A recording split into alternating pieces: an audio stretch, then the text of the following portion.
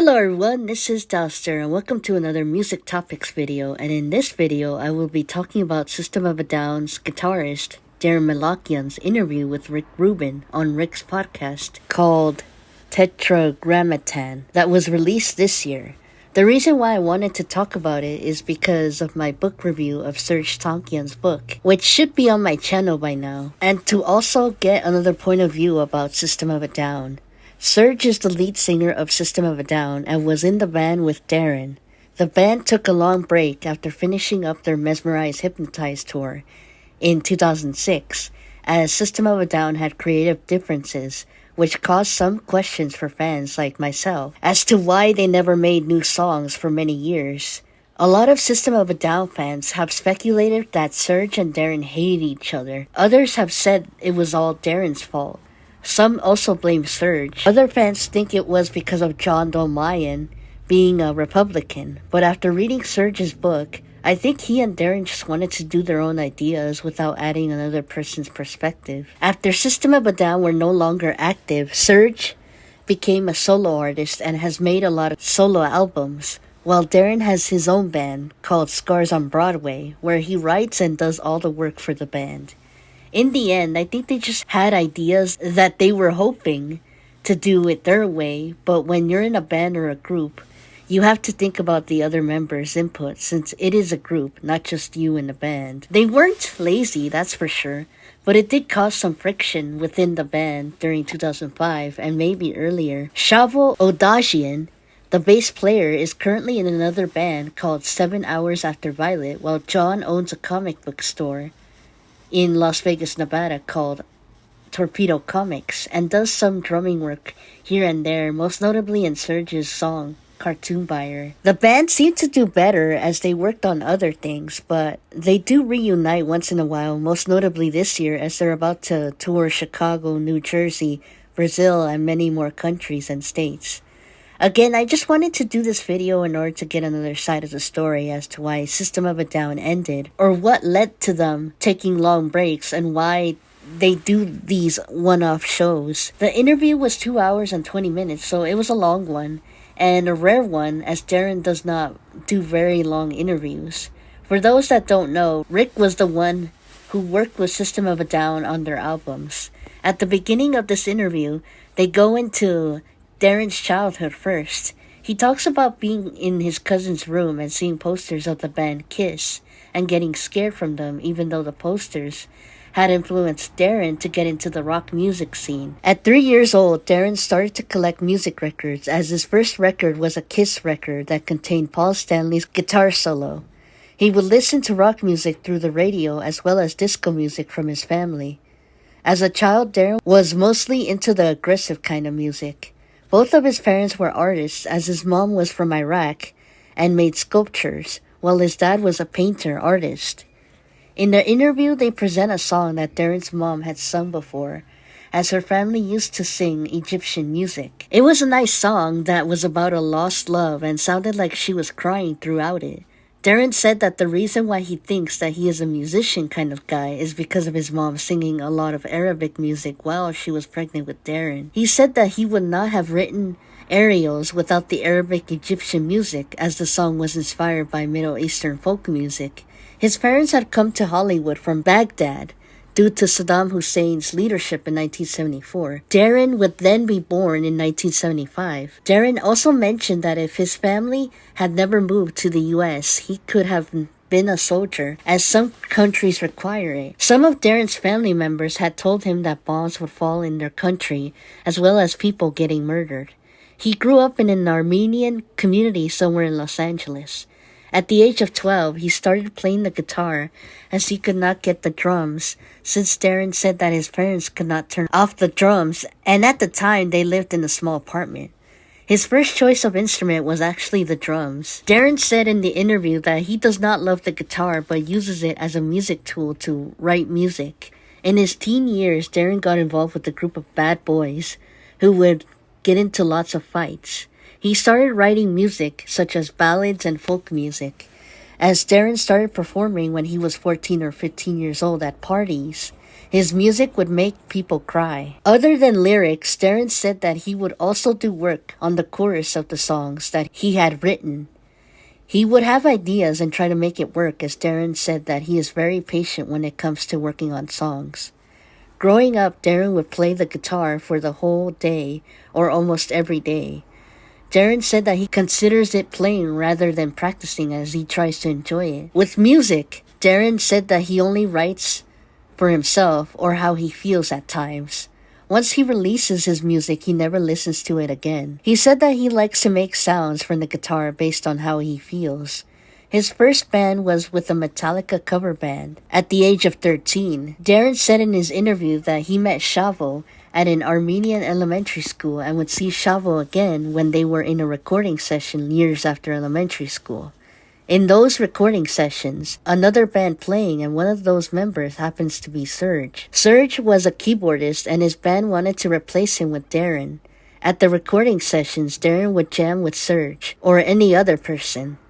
He recalled in an interview about the time that he went to Iraq when he was 14 years old and had worn a Motley Crue shirt the whole time as his family's luggage was lost. During that time period, Saddam Hussein was still in control of Iraq, as Daron recalled seeing pictures of Saddam everywhere, such as the television screen. His family had warned Daron not to talk negatively about Saddam because if he did, during that time, he would have disappeared. Daron also said that while he was in Iraq, he listened to lots of Slayer music and read rock magazines. At 15 years old, Daron learned that the news would lie sometimes as the first Iraq war was going on and had felt that the news was dehumanizing the Iraqians. Daron said that the people in Iraq were very nice, but that many of them hated Saddam even though they could not say anything bad about him at the time or else they would have faced consequences. He said that Saddam's kids were jerks, probably more than he was. His family loved Iraq but had to leave due to the terrorism. Once he got older, he would be able to get them out of there. Not sure if it was the entire family though. At high school, Daron was a dropout and was kicked out of school twice. He had gone to a continuation school where there were pregnant girls and troubled kids during that time period. Daron told the counselor that he was going to start a band after the counselor had asked what he was going to do with his life. Somewhere down the line, Daron had gone to a guitar store and met Tracy Guns, who was in the band LA Guns and was previously in Guns N' Roses. Somehow Daron ended up playing at Tracy's house and got a guitar from him. Daron also talked about the early days with Serge, as he said that he had a feeling while playing with Serge that it would lead to something big, such as playing at the Sunset Strip. In Daron and Serge's band, they had a Hawaiian drummer named Domingo, who Daron considered a really good drummer. They end up calling themselves Soil. Interestingly, System of a Down song Soil has some parts that were from Soil's early music before they changed their name to System of a Down. The band were working on a song called Wacko Jesus at the studio. When Soil did their first gig, Daron was so excited that he fell on another band's drum set. Shavo was actually there at their show, but was playing guitar for another band. Around that time, Daron and Shavo would hang out and share interests such as liking heavy metal bands. He brought in Shavo to the band when Domingo left to go to Hawaii. Daron and Shavo talked about the ideas for the band. They also came up with the band name System of a Down after a poem that Daron had written. It was actually titled Victims of a Down, but was changed to System as the band did not want to be known as Victims. Instead of going to college, Daron had told his mom that he was going to college, but would ditch and go play music instead. He would eventually reconnect with Andy Kachaturian, as back then, Daron had his troubles with Andy before. Andy was the first drummer for the band, but he did not last long. When System of a Down started playing at the clubs, Daron had felt that this was the band that was going to go somewhere in the music scene. Unfortunately, things didn't work out with Andy due to personalities, but Daron said in the interview that Andy was a great drummer. System of a Down then recruited another drummer after Andy had broken his fingers. While they were in a recording session, they got another drummer, and that was John Dolmayan, who at the time was in another band. Daron said that John was a solid drummer and knew System of a Down's songs. since they shared the same session area. Daron said in his interview that he and Serge would put their ideas to the song Sweet Pea, but in different ways. He also said that he wrote Sweet Pea at his parents' house. When the band played at the Whiskey one day, he went pale and had gone to the hospital as he was in his early 20s. At that time, he had felt a lot of pressure when System of a Down started hitting it off, and would also have panic attacks. Eventually, Daron did meditation as a way to relax. When System of a Down opened for Slayer, the audience were very quiet as the band had to play their song No twice in order to get a response. Daron said that at the time he felt pressured and that he did not belong with the top bands such as Slayer. As they were in Poland for the Slayer show, the audience were not happy to see System of a Down and began to throw things at them. Serge got hit with a bagel while Daron was throwing kisses to the guys with the SS symbols, which are Nazi symbols. He recalled that at the beginning, shows in Europe were difficult to play when System of a Down were touring with Slayer. Eventually, the audience grew to love System of a Down. System of a Down were in the new metal scene, along with bands such as Korn and Deftones. Daron said that he felt like System of a Down were more of an alternative metal band instead. When the band started working on their second album, Toxicity, Serge and Daron started to do more vocals together.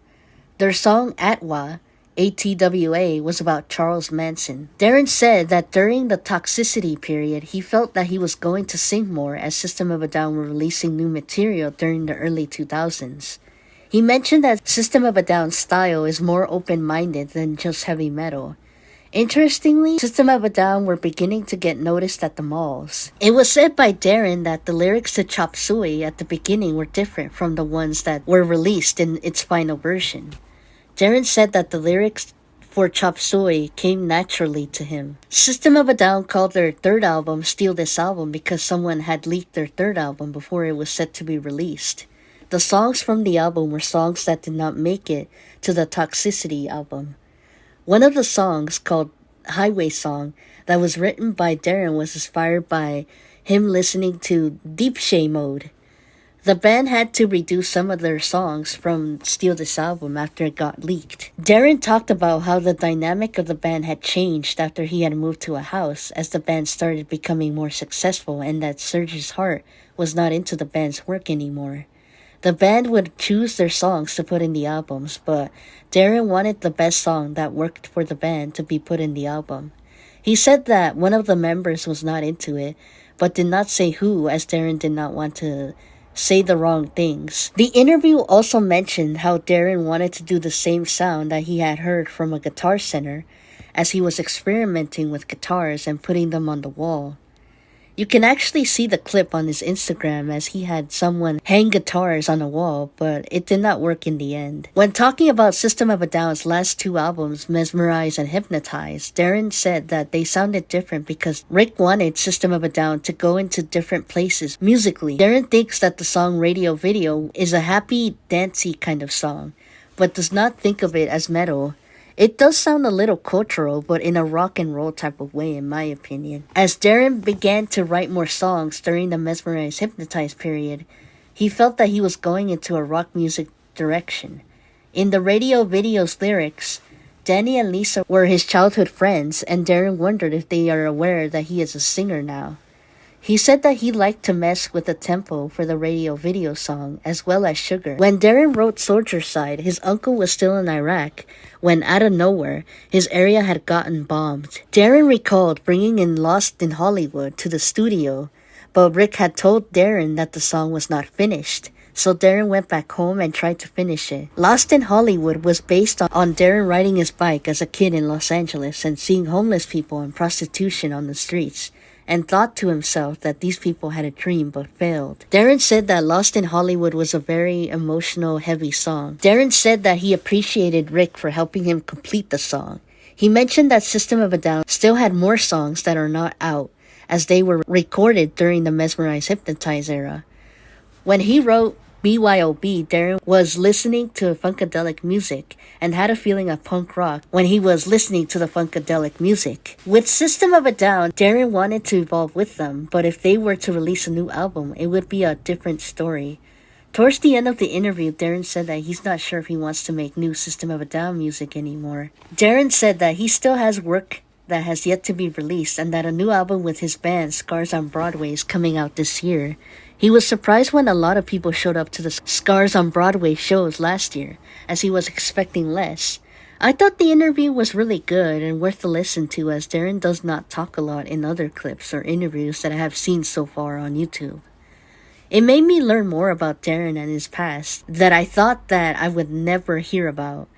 This interview is really long, but if you're a fan of System of a Down or Daron Malakian, this interview is worth a listen to and gives a better understanding of who Daron is. The reason why I did this video was to get another side of the story to System of a Down instead of just one point of view.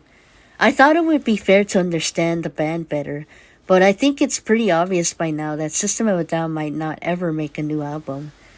When I heard the two new songs in 2020, Protect the Land and Genocidal Humanoids, I thought the songs sounded really good and that they do have what it takes to make a new album. Personally, if System of a Down were to make a new album right now or planning to really do it this time, I have faith that it will be really good.